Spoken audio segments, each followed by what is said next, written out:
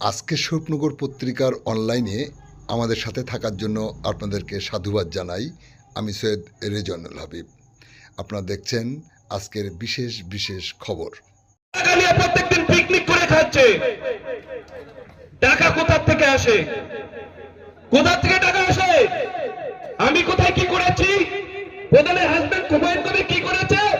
Media বলা হচ্ছে, ফোনে ছেড়ে দেওয়া হচ্ছে, বড় বড় কথা বলা হচ্ছে।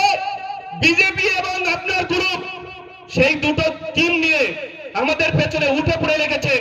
এখানে সমস্ত নেতৃত্ব আছে, আপনি দেখে রাখুন। আপনি যদি লাইভে থাকেন, আপনি যদি এই ছবিটা দেখেন, দেখে রাখবেন স্বরূপনগরের কর্ণধাররা এখানে বসে আছে, তথা বিতারি হাকিমপুর পঞ্চায়েতের, বিতারি হাকিমপুর আঞ্চলিক যে তৃণমূল কংগ্রেসের যে সমস্ত সৈনিক, তারা আমাদের সাথে আছে।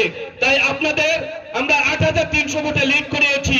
আপনি একবার আরেকবার ভেবে দেখুন, 2024 সালে যে কটা পঞ্চায়েতে মাইনাস হয়েছে, আপনার হোম পঞ্চায়েতে মাইনাস হয়েছে।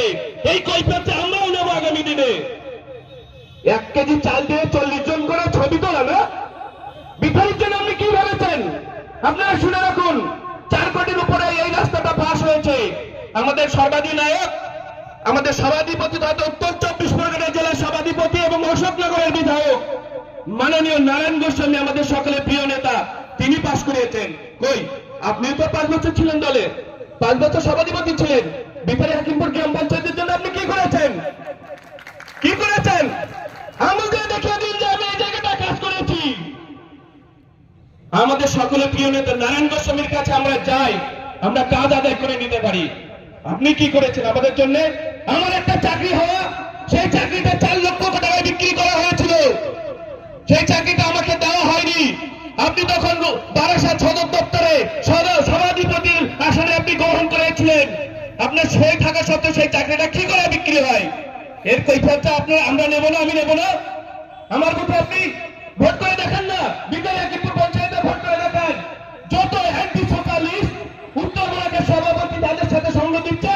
আর বলছে সময় সালিশ করা যাবে না, জমি সালিশ করা যাবে না।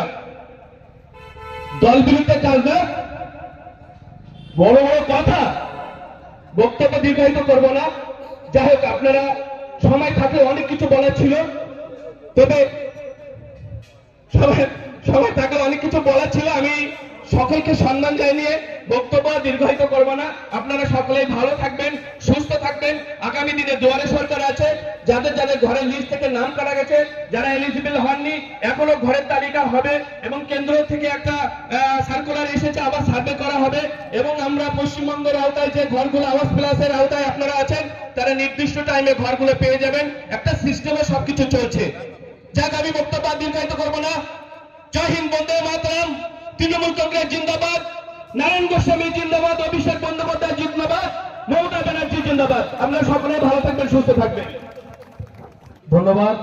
একেবারে জায়গা গরম হয়ে গেছে, পুরো শীতকালে বিকেল, জায়গা গরম হয়ে গেছে। যাই হোক, কবিতা যে কথাই বলছিল, স্বরূপনগর বিধানসভার নেতৃত্ব এই মঞ্চে উপস্থিত আছেন। এই নেতৃত্বর সামনে আপনারা যারা বসে আছেন, বিতারি হাকিমপুর পঞ্চায়েতের এই নেতৃত্বে এবং গ্রাম পঞ্চায়েতের যে সমস্ত জনপ্রতিনিধিরা এখানে উপস্থিত হয়েছেন, বুথ থেকে যে সমস্ত নেতৃত্বরা এসছেন, আপনাদের ঐকান্তিক প্রচেষ্টায়, আপনাদের কর্মযজ্ঞেই বিতারি হাকিমপুর পঞ্চায়েত স্বরূপনগরের গণ্ডি পেরিয়ে এই বনগাঁ লোকসভার 6টা বিধানসভার মধ্যে সব থেকে বেশি ভোটে লিড দিয়েছে। আজকে আমরা জানি কারা ভোট করেছে আর কারা ভোট করেনি। পাশাপাশি